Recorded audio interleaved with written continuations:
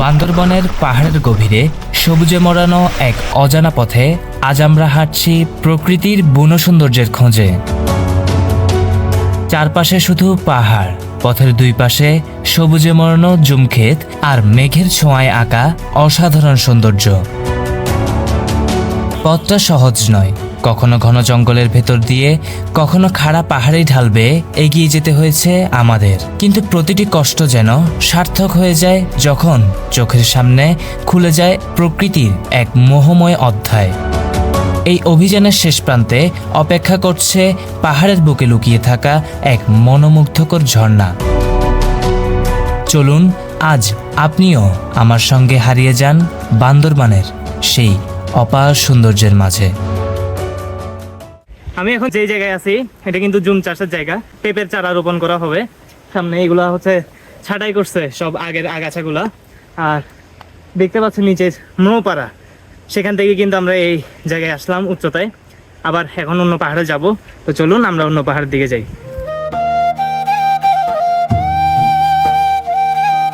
আমরা আবার কিন্তু জুম পাহাড়ের দিকে রওনা হচ্ছি, কিছুটা পরিশ্রম হচ্ছে, তো চলুন।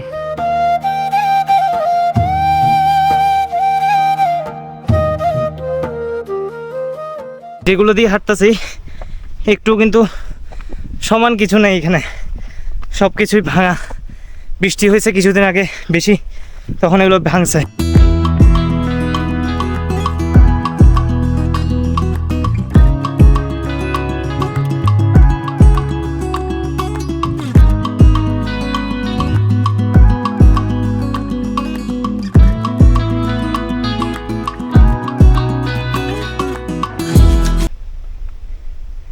জাস্ট একবার যদি পা ফসকায় পড়ে,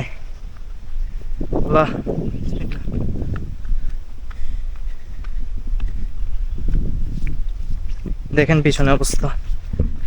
আমরা অনেকক্ষণ হাঁটার পর এই পাহাড় পর্যন্ত আসছি, আর আমাদের উদ্দেশ্য হচ্ছে এই জুম খেতে যাব। আর এইসব পথ দিয়ে আমরা আসছি, দেখতে পাচ্ছেন অনেক সুন্দর। দেখেন পাহাড় ধস, আর এদিকে দেখেন পাহাড় ধসের চিত্র। এখান থেকে পাহাড় ধস হয়ে এভাবে করে নামছে। আরে রাস্তাটা কি পরিমাণ সরু দেখেন, আমরা রাস্তা দিয়ে যাচ্ছি।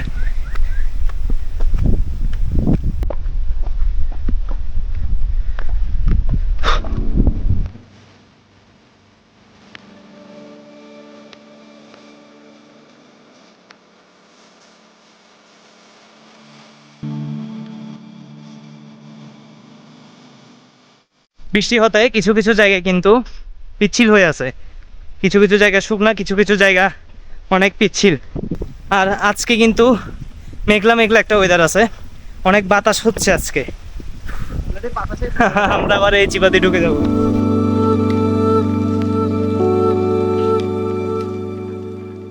বাতাসের ডিরেক্ট উড়ে ফেলতেছে আওয়াজ, গাছের পাতার আওয়াজ।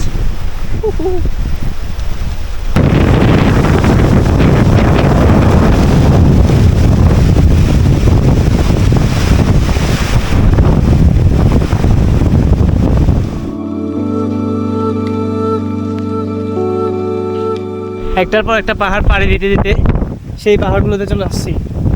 ও অসাধারণ। দেখেন পরিবেশটা আশপাশের।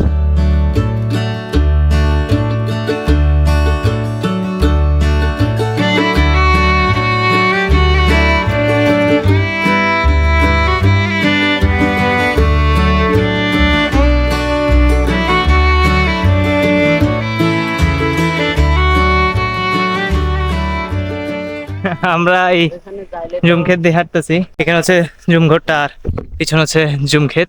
ধান, এগুলো হচ্ছে পাহাড়ি ধানগুলো কিন্তু আলাদা একটা স্বাদ হয়, একটু মোটা চাউল হয় কিন্তু অনেক স্বাদ কিন্তু এটা।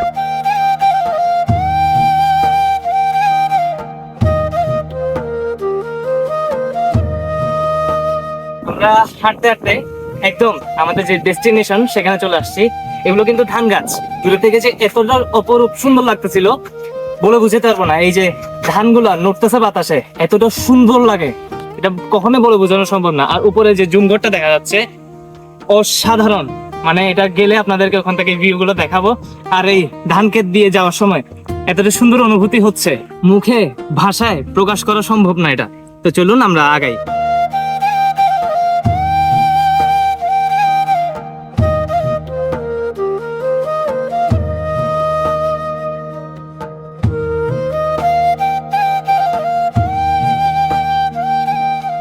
আমরা এই পাশে সুন্দর সুন্দর জুম ক্ষেতগুলো ফেলে এখন এটার পাশ দিয়ে চলে যাচ্ছি একটা সরু পথ দিয়ে ঝর্ণার দিকে, ঝর্ণার উদ্দেশ্যে, ঝর্ণার খোঁজে।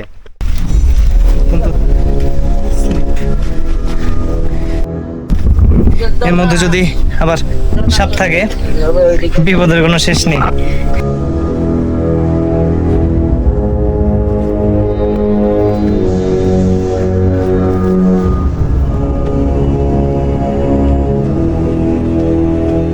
আমরা হাঁটতে হাঁটতে এমন এক জায়গায় আসছি, এটা হচ্ছে রাবার বাগান।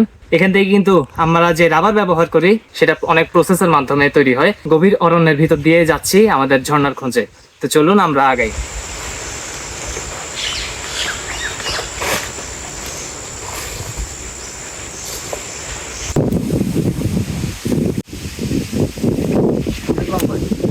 এতটা কাছ থেকে আমার কখনো এই রাবার বাগান দেখা হয়নি, দূর থেকে দেখা হয়েছে। দেখেন, এই রাবার গাছের ছালটা কেটে দেওয়া হয়, এরপর এই রসটা এখান থেকে বেয়ে বেয়ে কিন্তু এই বাটিগুলোতে জমা হয়।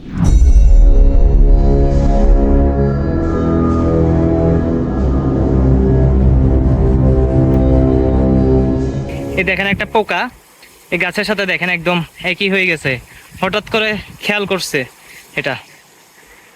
আমরা এখন জিরিপথের এখানে চলে আসছি আর যাচ্ছি এদিক দিয়েই।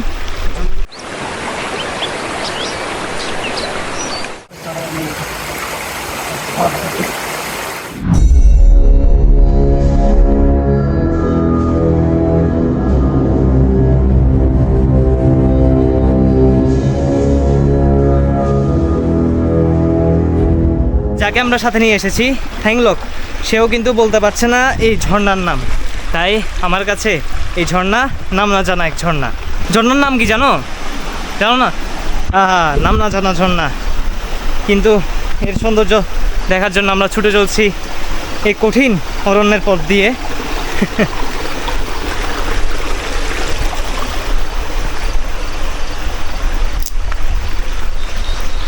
বসা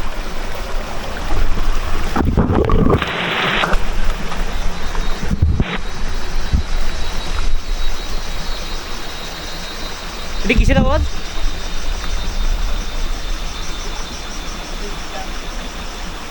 এটা কিসের আওয়াজ? এখন একটা পোকার আওয়াজ শুনতে পাচ্ছেন। আমি জানি না এটা কি পোকার আওয়াজ, আপনারা কমেন্ট বক্সে জানাবেন এটা কি পোকা হতে পারে। আমার কোনো চেনা জানা কোনো পোকার আওয়াজের মতো লাগছে না এটা। সাধারণত মানুষ যে আসে না, এটা একটা প্রমাণ হচ্ছে। এতটুকু পথ আমরা কিন্তু অতিক্রম করে আসছি, এখন পর্যন্ত কোনো একটা পাহাড়ি মানুষেরও কোনো দেখাও পাইনি তাদের সাথে। কারণ এইসব জায়গায় কিন্তু পাহাড়ি মানুষই বেশি থাকার কথা এবং দেখা হওয়ার কথা, কিন্তু এখন পর্যন্ত কোনো পাহাড়ি মানুষের সাথে আমাদের দেখা হয়নি। আমরাই শুধুমাত্র যাচ্ছি এই পথ দিয়ে। এই পথে যদি মানুষ আসতো, এগুলা ছাটা থাকতো, একদমই ছাটা নেই কোনো কিছু। বর্তমানও হয় না।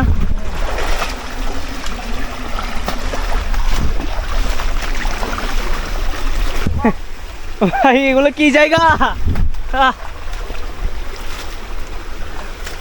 ভাই রে ভাই, কি দিয়ে আসতেছি। প্রকৃতির সৌন্দর্য যে মানুষকে কতটা পাগল করে তোলে।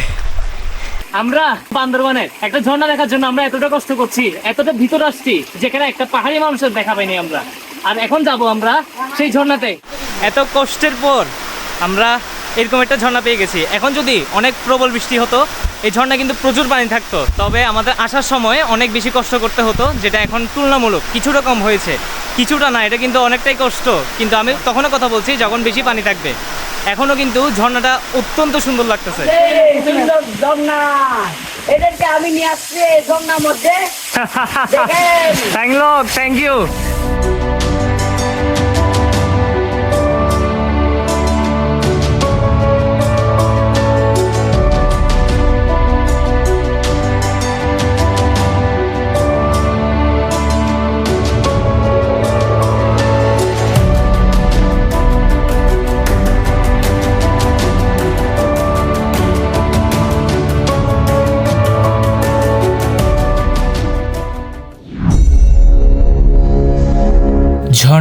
আর ঝিরিপথের গর্জন ধীরে ধীরে পিছনে ফেলে আমরা ফিরছি পাহাড়ের নীরবতার দিকে।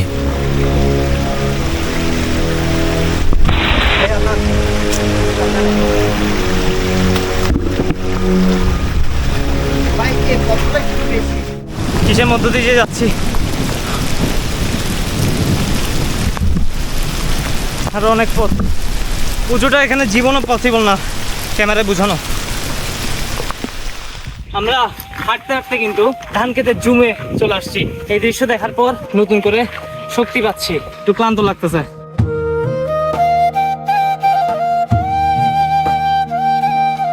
চারপাশে শুধু সবুজের সমুদ্র। দূরের পাহাড়গুলো মেঘে ঢেকে আছে, আর বাতাসে ভেসে আসছে ভেজা মাটির সেই চেনা গন্ধ। পাহাড়ের চূড়ায় দাঁড়িয়ে থাকা ছোট্ট এই জুমঘরটিতে বসে এমন দৃশ্য দেখতে পাওয়াও ভাগ্যের ব্যাপার।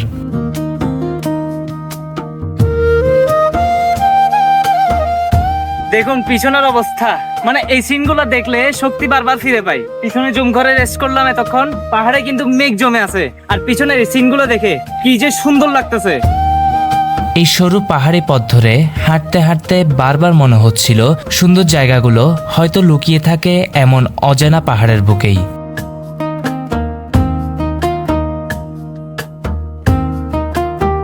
মেঘে ঢাকা সবুজ পাহাড়, বাতাসে দুলতে থাকা ধান, আর দূরে সেই ছোট্ট জুমঘর। ঝর্ণা দেখে ফেরার পথের এই দৃশ্যগুলো মনকে একদম প্রশান্ত করে দিয়েছিল। মেঘ এতটাই নিচে, বৃষ্টি হওয়ার কারণে মেঘ আরো নিচে চলে আসছে। এই বান্দরবানে আসাটা সার্থক হয়েছে এই মেঘ দেখার মাধ্যমে। এই হালকা বৃষ্টিতে আমরা মেঘ পেয়ে গেছি এতটা নিচে, মনে হচ্ছে স্বপ্ন দেখতেছি এমন একটা অনুভূতি। শরীরের কষ্ট দেখতে পাচ্ছেন, কাদা মাটিতে এক অবস্থা হয়ে গেছে। আসার সময় অনেকবার পড়ছি, রাস্তা পিছিল হয়ে গেছে বৃষ্টির কারণে। তারপরও এই দৃশ্য দেখার পর বারবার আসতে ইচ্ছা করবে আপনারও এই বান্দরবানে। যারা এখনো ঘর থেকে বের হন না, একটু কষ্ট করে স্টেমিনা জোগাড় করে একটু বান্দরবান বা বাংলাদেশের যে সকল প্রান্তে সুন্দর আছে সেগুলোতে যাবেন, ঘুরবেন, এই বাংলাদেশকে সুন্দরভাবে উপভোগ করবেন। দেখবেন বাঁচার আকাঙ্ক্ষা বেড়ে যাবে আপনার।